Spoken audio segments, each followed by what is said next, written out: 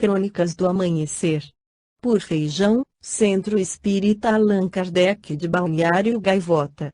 Balneário Gaivota, 12 de outubro de 2023.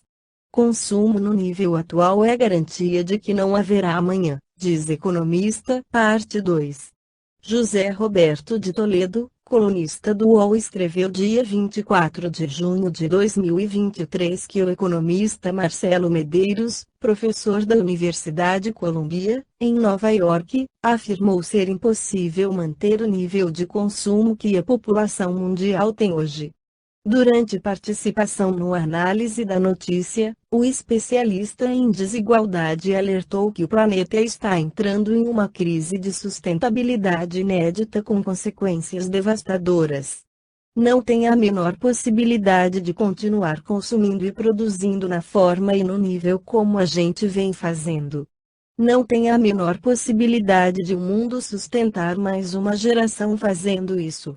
A gente vai ter alguma dificuldade em estimar o que vai acontecer, mas não é um cenário positivo e não dá para continuar consumindo como se não houvesse amanhã, conforme Marcelo Medeiros. Incerteza radical. É difícil prever exatamente quais serão as consequências do consumo desenfreado para o planeta e para a humanidade, mas a certeza é de um cenário de incerteza radical. Essa incerteza é diferente de um risco, em que é possível olhar para o que aconteceu ao longo da história e estimar os próximos acontecimentos, justamente porque entraremos em um ambiente no qual não temos parâmetros sobre o que irá acontecer. Extinção à vista. Em um cenário positivo de projeção para o futuro, a população mundial enfrentará uma crise muito grave sem precedentes. Já no cenário pessimista, o risco é de extinção em massa que não seria exclusivamente da espécie humana, mas da vida no planeta Terra. Mudanças em breve. No curto prazo, já é possível afirmar que o mundo como o conhecemos irá mudar. Não há mais tempo para reverter essa situação e voltar a uma situação razoável de equilíbrio. Agora, o que deve ser feito é buscar mecanismos para mitigar e diminuir os problemas que virão.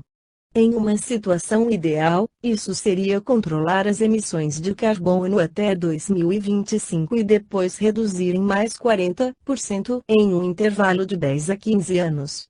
No entanto, o mundo sequer dá sinais de conseguir estabilizar o nível de emissão. Pequenos sinais. Não haverá uma crise súbita no planeta, os indícios de que o problema é irreversível já estão sendo dados.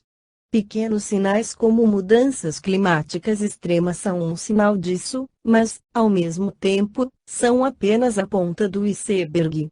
Os problemas mais profundos não são visíveis, e, justamente por não serem visíveis, é muito fácil que as pessoas sejam negacionistas e finjam que o problema não existe. Juvanir Borges de Souza, em seu livro Tempo de Transição, afirma que a natureza dual do homem corpo-espírito impõe-lhe a necessidade de sustentação da vida no seu duplo aspecto. Acontece que a maioria dos habitantes deste planeta preocupa-se somente com a materialidade da vida, relegando e negligenciando, por ignorância ou indiferença, os interesses espirituais. Entretanto, o Criador dotou todos os seres vivos, particularmente o homem, dos instintos e da inteligência apropriados à conservação da vida, facultando-lhes os meios para tanto. Tudo que o homem necessita para a manutenção da vida encontra-se na Terra. É admirável a previdência e a sabedoria divina, manifestada na natureza, para o atendimento de todas as necessidades do homem, primitivo ou civilizado, em qualquer época.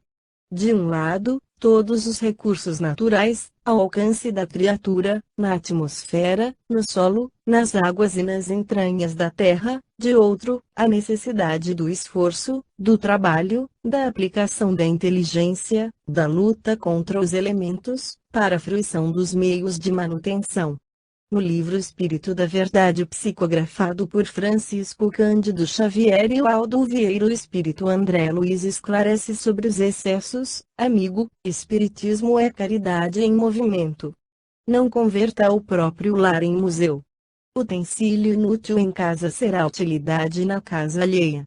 O desapego começa das pequeninas coisas, e o objeto conservado, sem aplicação no recesso da moradia, explora os sentimentos do morador.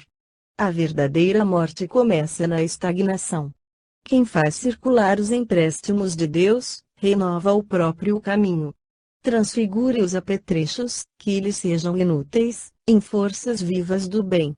Retirem da despensa os gêneros alimentícios, que descansam esquecidos, para a distribuição fraterna aos companheiros de estômago atormentado. Reviste o guarda-roupa, libertando os cabides das vestes que você não usa, conduzindo-as aos viajores desnudos da estrada. Estenda os pares de sapatos, que lhe sobram, aos pés descalços que transitam em derredor. Elimine do mobiliário as peças excedentes, aumentando a alegria das habitações menos felizes. Revolva os guardados em gavetas ou porões, dando aplicação aos objetos parados de seu uso pessoal. Transforme em patrimônio alheio os livros empoeirados que você não consulta, endereçando-os ao leitor sem recursos. Examine a bolsa, dando um pouco mais que os simples compromissos da fraternidade, mostrando gratidão pelos acréscimos da divina misericórdia que você recebe. Ofereça ao irmão comum alguma relíquia ou lembrança afetiva de parentes e amigos, ora na pátria espiritual, enviando aos que partiram maior contentamento com tal gesto. Renovemos a vida constantemente, cada ano, cada mês, cada dia. Previna-se hoje contra o remorso de amanhã. O excesso de nossa vida cria necessidade do semelhante. Ajude a casa de assistência coletiva. Divulgue o livro nobre. Medique os enfermos. Aplaque a fome alheia. Enxugue lágrimas. Socorra feridas. Quando buscamos a intimidade do Senhor, os valores mumificados em nossas mãos ressurgem nas mãos dos outros, em exaltação de amor e luz para todas as criaturas de Deus. Esta foi a crônica do amanhecer de 12 de outubro de 2023. Por Alfredo Feijão Lopes.